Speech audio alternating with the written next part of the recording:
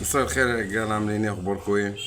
طبعا احنا لسه انا عن نفسي ما طلعتلكوش فيديو احتفالات نادي الزمالك وفيديو احتفالاتنا، ولسه احنا اللي احتفالات مطوله شهرين، فاحنا قاعدين مع بعض في الاحتفالات يعني. انا بس هتكلم في نقطه على السريع كده. لما شفت اختيارات المنتخب وحسام حسن، اللعبه اللي اخدها تروح كاس العالم، واستبعاد مصطفى محمد، واستبعاد محمد شحاته، واستبعاد محمد اسماعيل والونش، وحاجات غريبه بتحصل كده.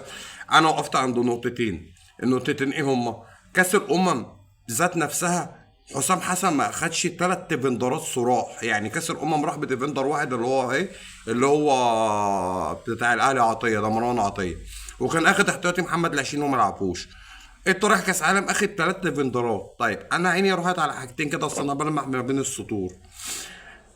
جيت لقيت حسام حسن اخد في الديفندرات مروان عطيه ماشي، مهند لاشين ماشي، اخد نبيل عماد دونجا اللي هو اصلا ما كانش بيضمه في وقت تألقه. طيب اركن دي. في الهجوم مش اخد مصطفى محمد، وبيقول لك هلعب بمرموش مهاجم من احتياطي بتاعه حمزه عبد الكريم ناشئ في اكاديميه برشلونه، واقطاي ده بتاع انبي. والمهم خلينا في اقطاي.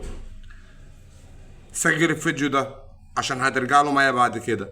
اقطاي محمد لاعب انبي، لاعب نادي الاهلي القادم.